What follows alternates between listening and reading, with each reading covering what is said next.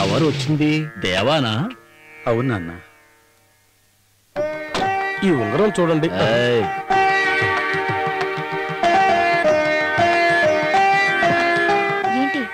ఏంటి పెళ్లికి అందరూ అంత హడావిడి చేస్తున్నారు? నాతో చెప్పనేలేదు?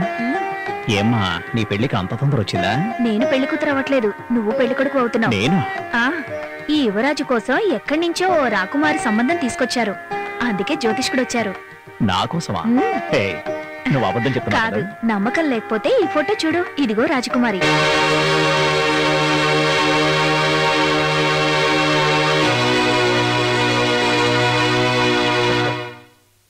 ఎలా ఉంది దేవా ఈ రాకుమారి? మల్లేశ్వర సినిమాలో భానుమతి ఎంత అందంగా ఉందో అంత అందంగా ఉందని నాన్నగారు చెప్తున్నారు. నీ పెళ్లికి 101 ఏనుగులతో ఊరేగింపు చేయాలని నేను నిర్ణయించుకున్నాను. అయితే మరి నేను వెళ్ళొస్తాను. 101 ఏనుగులకు కావాలి. ఒకసారి ట్రా. త్వరలోనే ఓ మంచి ముహూర్తంలో ఇక్కడ పెళ్లి జరగబోతుందని నీకు తెలుసు కదా? తెలుసు. ఎవరి పెళ్లి? భారతిది. చెల్లి పెళ్లితో పాటు నీ పెళ్లి జరిపించాలని మా అభిమతం.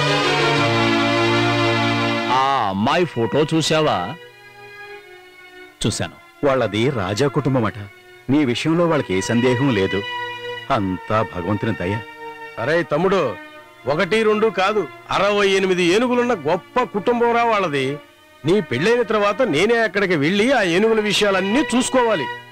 కానీ జాతకంలో ఏదో దోషం ఉందని మన జ్యోతిష్కుడు చెప్పాడు. అది పరిహారం చేయడానికి నువ్వు ఇక్కడే ఉండాలి. ఏంటి మాట్లాడవు? అది తాతయ్య, అందువల్ల నీకేమైనా ఇబ్బందా? నాకు చెప్పు, నీ మనసులో ఏముందో చెప్పు. అది మరి ఏంట్రా, నీ మనసులో ఎవరైనా ఉన్నారా? నేను ఒక అమ్మాయిని ఇష్టపడుతున్నాను. తనకే ఇష్టమే.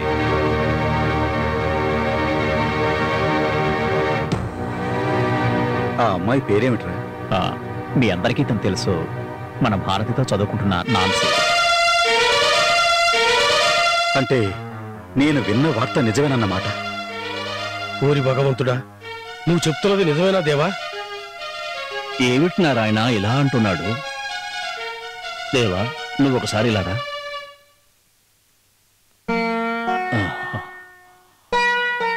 తాతయ్య, నువ్వు చెప్పేదంతా నిజమేనా? అవును. మన ఆచారాలు కట్టుబాట్లు మర్చిపోయి నువ్వేం చేయబోతున్నావురా? ముందు విన్నప్పుడు నేను నమ్మలేదు. ఇప్పుడు నీ అంతటా నువ్వే చెప్పావు. ఇంకో విషయం నాకు తెలియాలి. ఇప్పుడు నువ్వేం చేయబోతున్నావు? నన్ను క్షమించండి నాన్నగారు. ఆ అమ్మాయి అంటే నాకు చాలా ఇష్టం. జాతి మతం ఏదీ నేను పట్టించుకోలేదు. నా మనసుకిలా అనిపించింది చేశాను. మనసులో అనిపించిందట. దీన్నేరా పొగరంటారు. నిన్ను ఒళ్ళో కూర్చోబెట్టుకుని వేదాక్షర మంత్రాలన్నీ చెప్పి ఉపనయనం చేసినప్పుడు నువ్వు మన కుటుంబ పరువు కాపాడుతావని నేను నమ్మాను. ఇప్పుడు అదంతా వృధా అయిపోయింది. అంతేనా? నాన్నగారు, ఎవరిని బాధ పెట్టాలని కాదు. నువ్వెందుకు? ఊరు వాళ్లే ఆ పని చేస్తారు. మా చెల్లి ఇక్కడి నుంచి ఒకరితో లేచిపోయినప్పుడు అవమానాలన్నీ భరించాం. అలా చేసి ఉన్న ఈ కాస్త పరువు నువ్వు తీయొద్దు బాబు. నువ్వు చిన్నపిల్లాడివి కాదు. నా బాధ కాస్త అర్థం చేసుకోరా. నీకదే కావాలనుకుంటే ఇక్కడ కుదరదు. ఇంట్లోంచి బయటికి వెళ్ళిపో.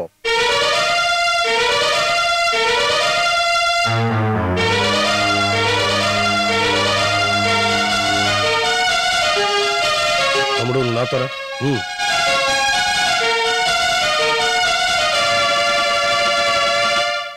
తమ్ముడు, నేను చెప్పేది కాస్త వినరా.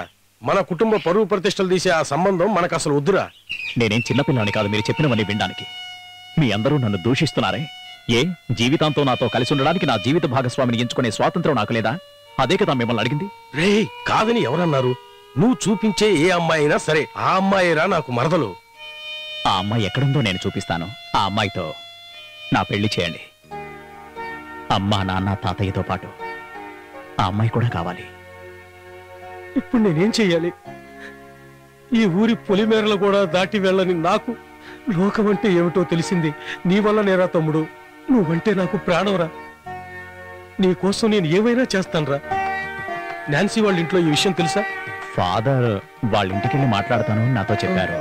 కానీ మన వాళ్ళ సంగతి తెలిస్తే గాని మన వైపు ఏ అభ్యంతరం లేదని నువ్వు చెప్పేసి. ఎలా అన్నయ్యా? నాన్నగారిని ఒప్పించడానికి మనకి ఒకే ఒక్క దారి ఉంది. మన తాత నారాయణ, ఈ సమస్యలు తీరాలంటే నేను చెప్పినట్టు చెయ్యి. నువ్వు కొంచెం ఆలోచించి నిర్ణయం తీసుకుంటే మంచిది. ఏమిటి నాన్న మీరు అనేది? ఊరందరినీ పిలిచి వాడికి పెళ్లి చేయాలనుకున్న ఆశ అడియాస అయిపోయింది. ఇప్పుడు నా మనసులో బాధ ఎవరికి చెప్పుకోవాలి?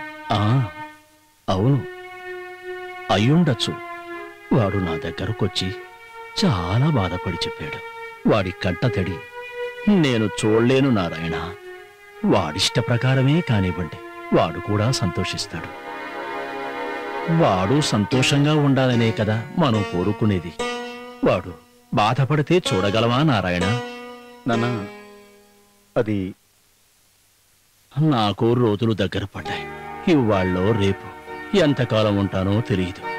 అంతకు ముందే వాడి పెళ్లి దగ్గరుండి నా కళ్ళారా చూడాలని నా చివరి కోరిక నారాయణ. కాదనుకో. ఇలారా నారాయణ, ఆచారాలన్నీ పక్కన పెట్టి ముందు నేను చెప్పినట్టు విను. దయచేసి నువ్వు ఈ పెళ్లికి ఒప్పుకోరా. మీరు కూడా అలా అంటే ఇక నేనేం చెప్పను నాన్న.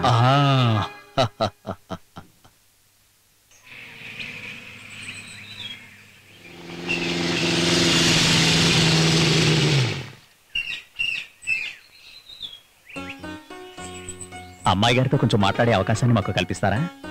మా మాటలు వినే తీరిక తమరకుందా? తమరేమనుకుంటున్నారో సూటిగా చెప్పండి. అందరూ మనల్నే చూస్తున్నారు. ఈ స్థలం మర్చిపోయారా? అయ్యో, నేనెలా మర్చిపోతాను? ఇక్కడే కదా మన యుద్ధం మొదలు పెట్టాం. దానికి పరిహారంగా ఇక్కడి నుంచి కొత్త జీవితం మొదలు పెడదాం. బండికు బాస్, అర్జెంటుగా 100 రూపాయలు ఇవ్వండి. దేనికి? ముందు డబ్బులు ఇవ్వండి, విషయం తర్వాత చెప్తాను. ముందు ఇవ్వండి సార్. అదే మీరు ఆ రోజు బస్ స్టాప్ లో గొడవ పడ్డప్పుడు వీడు నాతో 100 రూపాయలు పెట్టి కట్టాడు. ఎందుకు? మీరిద్దరు లవ్ లో పడతారని. వాడు గెలిచాడు, నేను ఓడిపోయాను. ఇవ్వడానికి డబ్బు లేదు. ఆ డబ్బే ఈ డబ్బు తీసుకో. రే, మీ పందెం వల్ల ఒక మంచి పని జరిగింది. చెడగొట్టడానికి మాత్రం పందాలు కట్టద్దే.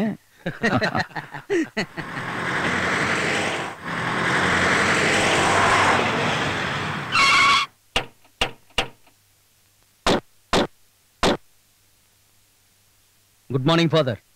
God bless you. ఏంటి నాన్న మేము విన్నదంతా? అదేంటో ఈయన్నే అడుగు. ఏంటి మీరేం మాట్లాడరు? నువ్వు విన్నదంతా నిజమే. ఆమె కూచిపూడి నాట్యం నేర్చుకుంటానప్పుడే చెప్పాను ఇవన్నీ మనకు వద్దని. ఇప్పుడు ఏమైంది? ఇప్పుడు అంత ఘోరం ఏం జరిగిపోయిందని? ఇంతకంటే ఇంకేం కావాలి ఫాదర్? మాకున్న ఒకే ఒక చెల్లి ఊళ్ళో ఎవరితోనో లేచిపోయిందంటే మా పరువేం కావాలి? నువ్వు అనుకున్నట్టు వాడేం తక్కువ వాడేం కాదు. అనవసరంగా నాన్నగారు ఈ విషయం ఫోన్ చేసి చెప్పినప్పుడు వాడింటికి వెళ్దాం అనుకున్నాం. మధ్యలో మీరుండబట్టి వాడు బతికిపోయాడు. చూడండి, మీకు ఈ సంబంధం ఇష్టం లేదని నాన్సీని మీతో తీసుకెళ్లిపోవాలనుకుంటే నాన్సీ మీతో వస్తుందని అనుకుంటున్నారా? అయితే అక్కడే చంపేస్తాం.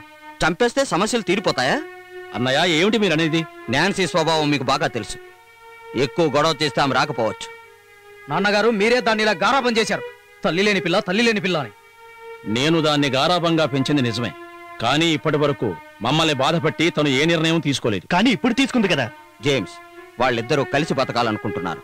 మీలాగే దేవా ఇంట్లో వాళ్ళు కూడా బాధపడుతున్నారు. అయినా వాడి కోసం వాళ్ళు ఈ పెళ్లికి ఒప్పుకున్నారు. కుటుంబ గౌరవాల గురించి చెప్పాలంటే మీ కుటుంబం కన్నా 10 రెట్లు ఎక్కువే వాళ్ళ కుటుంబ గౌరవం. మమ్మల్ని ఇప్పుడు ఏం చేయమంటారు?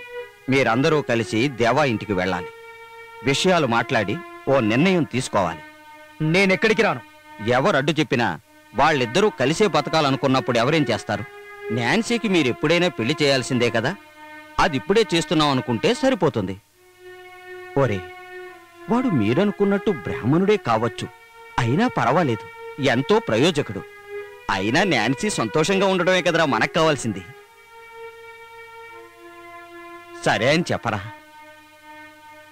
ఎరా, ఏమంటావు? నేనేం చెప్తాను? మీ ఇష్ట ప్రకారమే కానివ్వండి. అది సంతోషంగా ఉండటమే నాకు కావలసింది. దాని తలరాత ఎలా ఉంటే అలా జరుగుద్ది. చాలా బాగా చెప్పావు జోసెఫ్. నీ నిర్ణయానికి నాన్సీ చాలా సంతోషిస్తుంది.